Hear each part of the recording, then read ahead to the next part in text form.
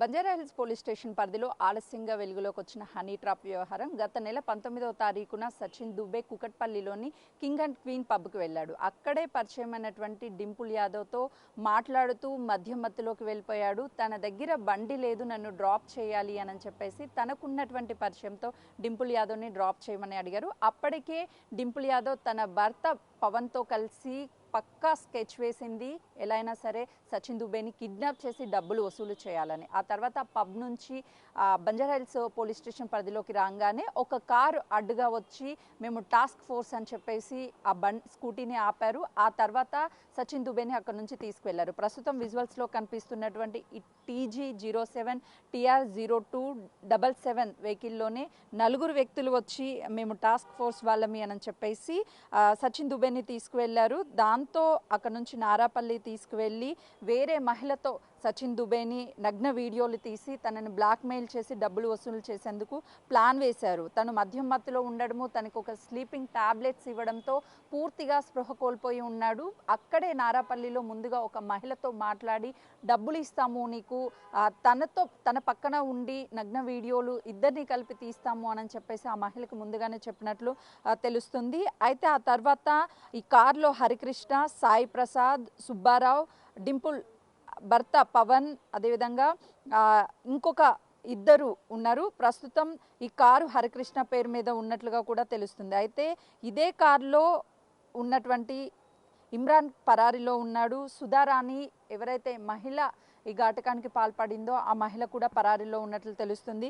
ముగ్గురిని హరికృష్ణ, సాయి ప్రతాప్, సుబ్బారావు, డింపుల్ యాదవ్, పవన్ ఐదుగురిని కూడా రిమాండ్కి పోలీసులు తరలించారు. ప్రస్తుతం మనం విజువల్స్లో చూస్తున్నాము. ఈ కారులోనే సినిమా తరహాలో ఒక రెక్కీని నిర్వహించి ఆ తర్వాత ఎక్కడికి వెళ్తున్నారు ఏంటి అని క్షణం కూడా తనని సచిన్ దుబేని ఫాలో చేసి డింపుల్ చెప్పినటువంటి ప్లాన్ ప్రకారమే భర్త ఇంప్లిమెంటేషన్ చేశాడు.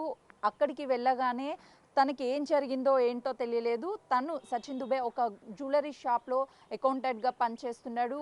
ఆ జరిగినటువంటి ఆ వీడియోస్ అవన్నీ తీసిన తర్వాత తిరిగి పవన్ ఇదే కారులో సచిన్ ఇంటి దగ్గర అత్తాపూర్లో డ్రాప్ చేశాడు. ఉదయం లేచి చూసేసరికి తన మొబైల్కి నగ్న వీడియోలన్నీ వేరొక మహిళతో ఉన్నట్లు ఆ వీడియోలు చిత్రీకరించినవి పవన్ ఫోన్ నుంచి పంపించి సచిన్ దుబేని 10 లక్షల రూపాయలు ఇవ్వాలి, లేదు అంటే సోషల్ మీడియాలో అంతా కూడా పెడతామని బెదిరింపులకు పాల్పడ్డాడు. సచిన్ దుబే మొదట భయపడ్డాడు. ఆ తర్వాత తన దగ్గర 10 లక్షల రూపాయలు చెల్లించడానికి లేవు అని చెప్పేసి చెప్పిన వినకపోవడంతో 19th ఘటన జరిగితే 24వ తారీఖున బంజారాహిల్స్ పోలీసులకు వచ్చి సచిన్ దుబే ఫిర్యాదు చేయడంతో పోలీసులు కేసును నమోదు చేశారు. మరోవైపు ఈ ఘాతకానికి పాల్పడినటువంటి ఐదుగురు ఎవరైతే ఉన్నారో ఐదుగురిని రిమాండ్కి పంపించారో ఆ వీడియోలు తీయడానికి సహకరించినటువంటి ఇద్దరు వ్యక్తులు కూడా పరారీలో ఉన్నట్లు పోలీసులు చెప్తున్నారు. కేవలము డబ్బు కోసమే ఈ ట్రాప్ చేసి ఆ తర్వాత గత కొన్ని నెలల నుంచి కూడా కింగ్ అండ్ క్వీన్ పబ్కి వెళ్తున్నటువంటి సచిన్ దుబేని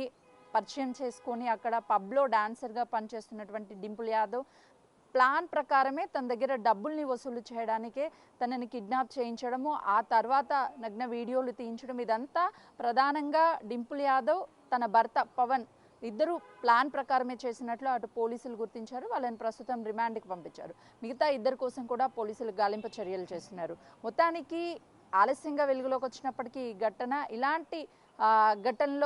ఇలాంటి ఘటనకి సంబంధించి కొంతమేరకు ప్రతి ఒక్కరు కూడా ఆశ్చర్యానికి గురి అవుతున్నారు. హనీ ట్రాపింగ్ పేరుతో ఎక్కువగా ఇలాంటి ఘటనలకు పాల్పడుతున్నటువంటి ఘటనలు చోటు చేసుకుంటున్నాయి. ప్రస్తుతం ఇదైతే మాత్రం ఇందులో ఉన్నటువంటి ఇద్దరిని కోసం కూడా పరారీలో ఉన్నటువంటి వాళ్ళ కోసం గాలింపు చర్యలను అయితే ముమ్మరం చేశారు. కెమెరామెన్ కృష్ణతో సుజాత, బంజారాహిల్స్ పోలీస్ స్టేషన్.